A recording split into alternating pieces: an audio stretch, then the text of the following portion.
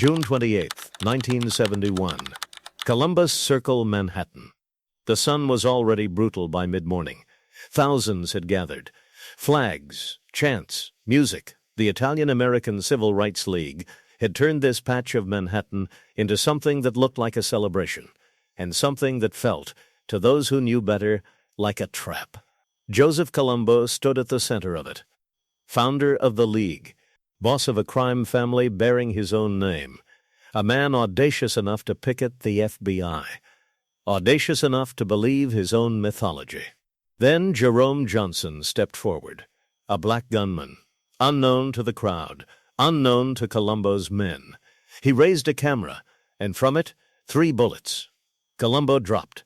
Johnson was dead within seconds, killed by someone in the crowd whose identity was never confirmed. Colombo survived, technically. He spent 7 years in a vegetative state before dying in 1978. A living ghost. A boss with no voice, no command, no presence. Within a year, Joey Gallo, the man the world would blame, was dead too.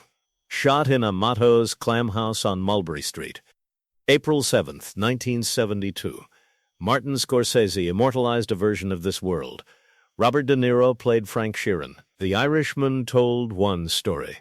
But the truth of what happened between Colombo and Gallo, who ordered what and why, is darker, more political, and far more complicated than any Hollywood frame could hold.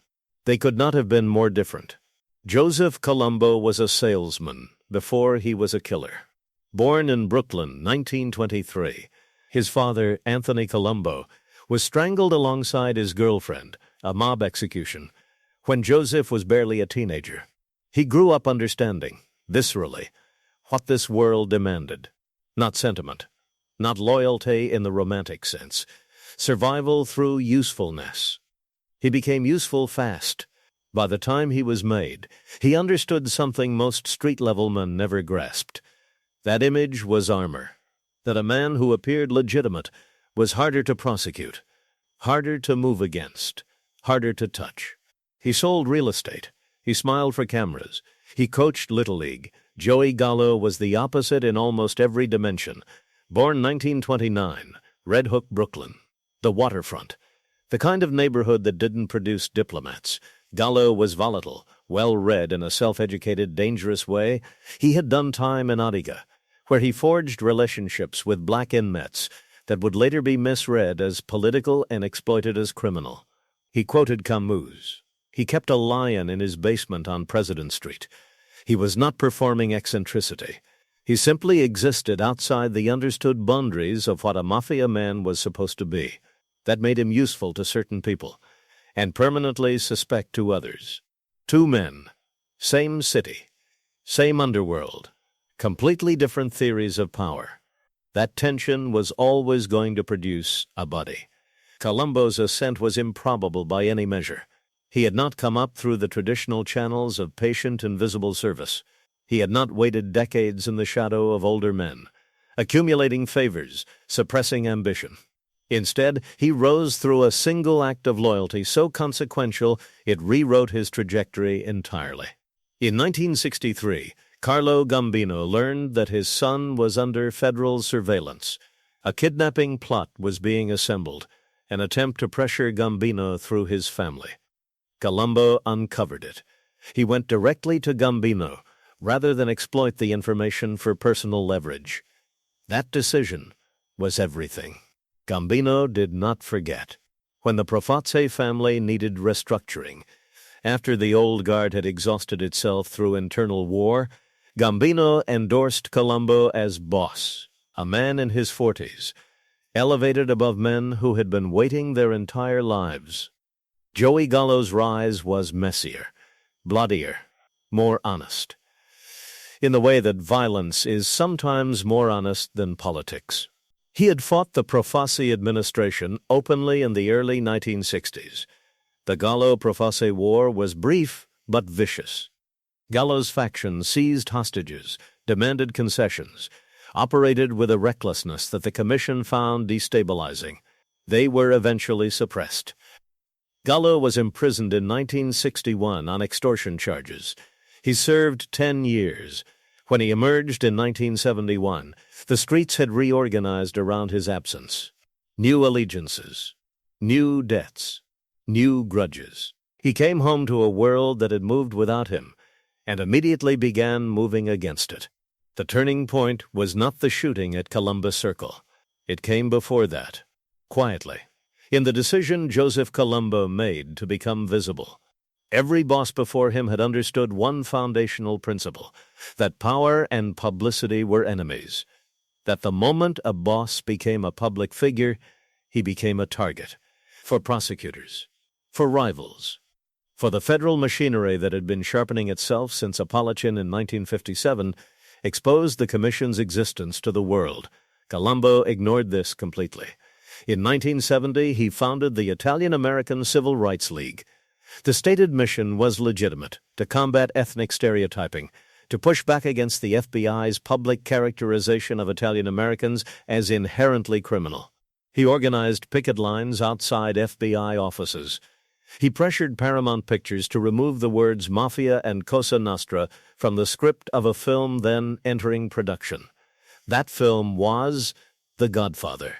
He succeeded. The words were removed. It was perhaps the peak of his influence and the beginning of his destruction. Carlo Gambino watched this with quiet fury, a boss drawing cameras, commanding rallies, inserting himself into national conversations about civil rights and media representation. This was not protection. This was exposure. For everyone. The Commission grew restless. And Joey Gallo, freshly released from a decade in prison, watched Colombo's spectacle with something closer to contempt than admiration. He saw not a man defending his community. He saw a boss who had confused performance with power. That distinction would prove fatal for both of them. By 1971, the Italian-American Civil Rights League had become something no one inside the five families had anticipated. It had become genuinely powerful. Membership exceeded 45,000. Politicians attended its rallies. Senators sent representatives. The League's annual Unity Day celebration at Columbus Circle drew crowds that rivaled legitimate civic organizations. Colombo had constructed, almost accidentally, a mass movement with a criminal at its center. This created a problem that transcended internal mafia politics. The Nixon administration was navigating its own complicated relationship with organized crime's periphery. The FBI under J. Edgar Hoover had spent years publicly denying the Mafia's existence, a position Hoover maintained for reasons that historians still debate, some pointing to compromising material held against him, others to simple institutional pride. By 1971, that denial was no longer sustainable. Colombo's League was making it worse.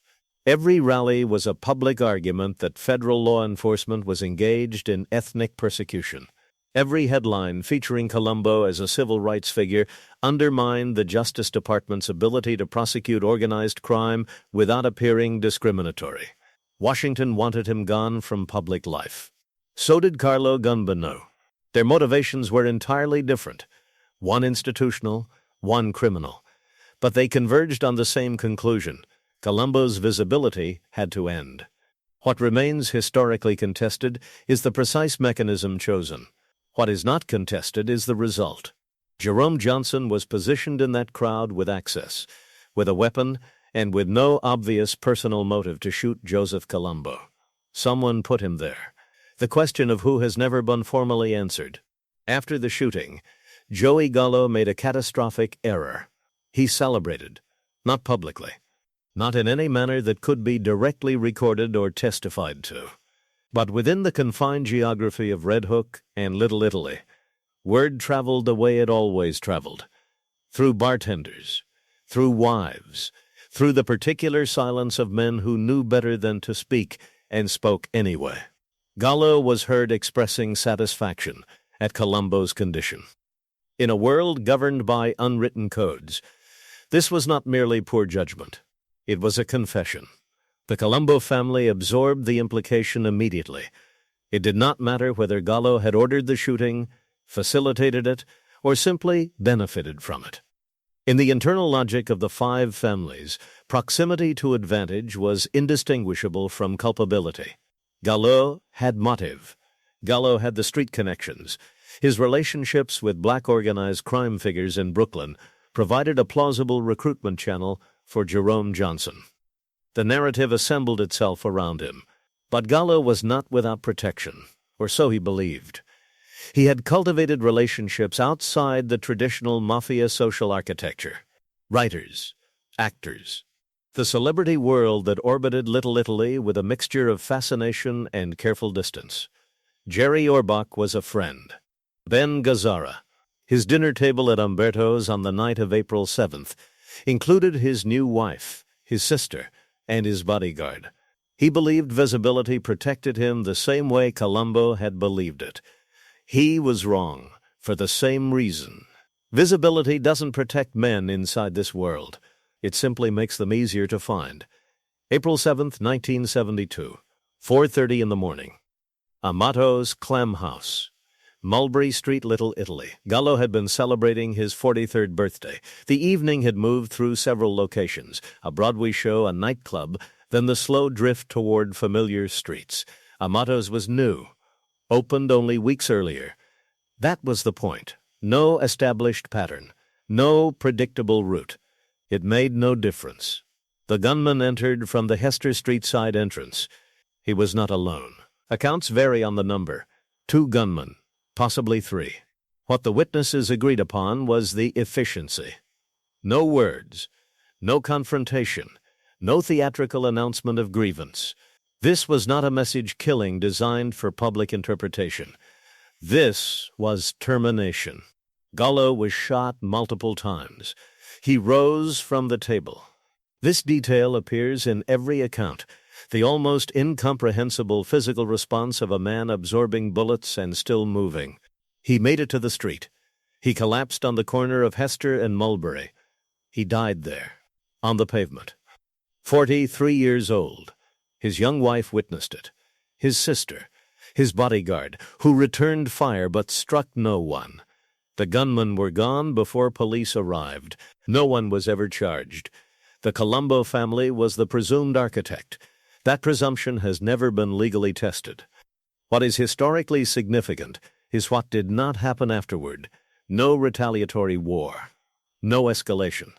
The Gallo faction absorbed the loss in silence, which tells you everything about how isolated he had actually become. The deaths of Colombo and Gallo, one slow, one sudden, did not stabilize anything. They simply redistributed the instability. The Colombo family entered a succession crisis that would define it for the next 2 decades.